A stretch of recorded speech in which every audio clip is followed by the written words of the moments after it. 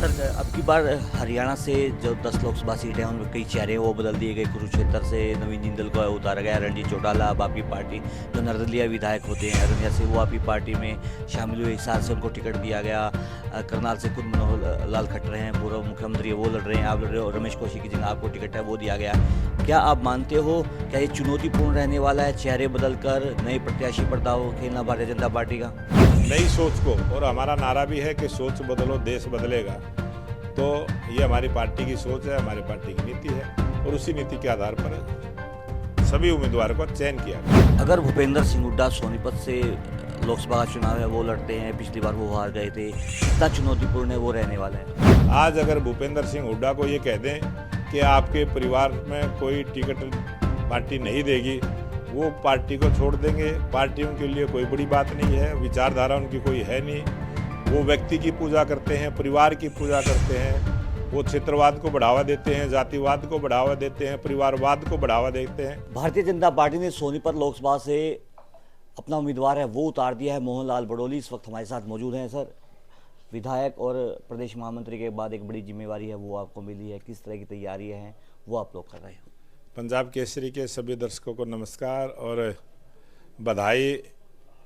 ये 2024 का चुनाव भारत के लोकतंत्र में बहुत ही अलग प्रकार से, बहुत ही अलग ढंग से जनता इस पर मत देने वाली है। और जो भारत के प्रधानमंत्री नरेंद्र मोदी जी ने जो काम किए हैं, चाहे धारा 370 हो, चाहे भगवान श्री राम का मंदिर हो, चाहे करतारपुर कॉरिडोर हो, तमाम देश के ऐसे मुद्दे जो अनसुलझे मुद्दे थे उनको सुलझाने का जो काम किया है, देश को गौरव को बढ़ाने का जो काम किया है, देश और दुनिया की तमाम समस्याओं पर अपने विचार रखकर उसका नेतृत्व करने का जो भारत सरकार ने काम किया है, इस 2024 के चुनाव में बहुत ही बड़े मन के साथ, बहुत ही बड़े मैंडेट के साथ भारतीय जनता पार्टी के पक्ष में अब की बार जनता वोट करने वाली है। और जनता जनार्दन का जो विश्वास नरेंद्र मोदी जी की सरकार पर बढ़ा है,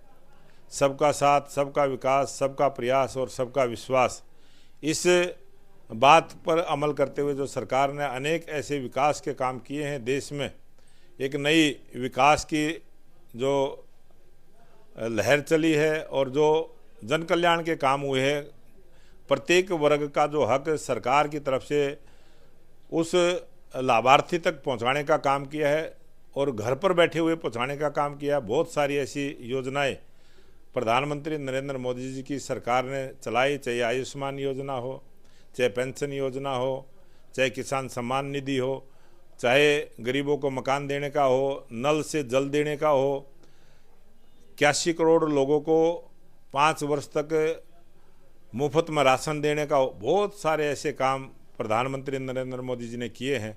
उन सब कामों को लेकर हम जनता के बीच में जाएंगे और आशीर्वाद लेंगे। सर, भारतीय जनता पार्टी पर लगातार निशाने हैं वो विपक्षी दल है वो साध रहे हैं कि ईडी सीबीआई का दुरुपयोग है वो किया जा रहा है, 400 पार का जो नारा है वो झूठा है, 200 से कम है वो सिमट जाएगी। इसको लेकर किस तरह की प्रतिक्रिया है? ये नारा देश की सबसे बड़ी पंचायत में, लोकसभा में कांग्रेस पार्टी के राष्ट्रीय अध्यक्ष खड़गे जी ने दिया कि अब की बार 400 पार। ये नारा तो कांग्रेस ने दिया है और कांग्रेस के बड़े नेताओं ने दिया है कि अब की बार देश की जनता भारतीय जनता पार्टी को 400 से ज़्यादा सीटें देने वाली हैं। ये कांग्रेस पार्टी ने संसद में कहा है और आज देश की जनता ने उसको स्वीकार किया है कि जो देश के प्रधानमंत्री नरेंद्र मोदी जी ने जो काम किए हैं, उन कामों को देखते हुए अब की बार बड़े बहुमत के साथ तीसरी बार देश में मोदी सरकार बने। और ये चुनाव बहुत ही अलग ढंग से और पूरा जो विकास के काम देश में हुए हैं उनको ध्यान में रख के जनता करने वाली है और जनता भारतीय जनता पार्टी कमल के फूल को आशीर्वाद देने वाली है।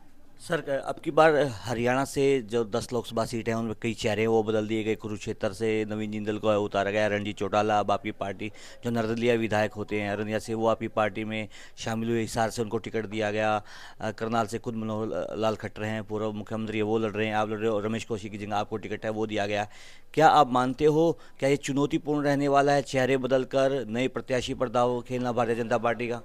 ये भारतीय जनता पार्टी का आप तमाम पीछे की भी अगर सूची उठाकर देखेंगे तो 25% नए लोगों को भारतीय जनता पार्टी हमेशा से इसी प्रकार से उम्मीदवार के तौर पर जनता के बीच में देने का काम किया है। और अब की बार भी उसी प्रकार से यहाँ पर भी नए चेहरे जरूर आए हैं और नई सोच को, और हमारा नारा भी है कि सोच बदलो देश बदलेगा।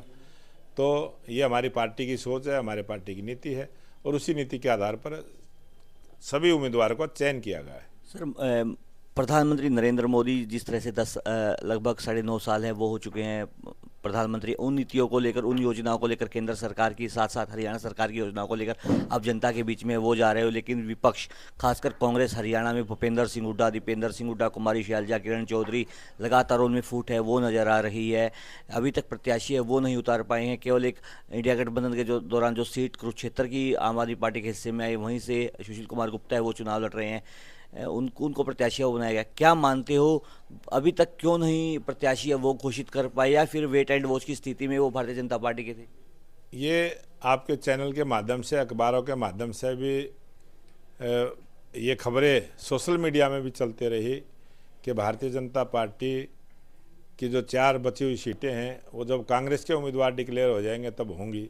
इस प्रकार की खबरें सोशल मीडिया पर चलती रही, लेकिन भारतीय जनता पार्टी अपने विचार से काम करने वाली पार्टी, देश के हित में काम करने वाली पार्टी, लोगों की भलाई के काम करने वाली पार्टी, 10 के 10 हरियाणा प्रदेश में लोकसभा के उम्मीदवार जनता के बीच में दिए हैं।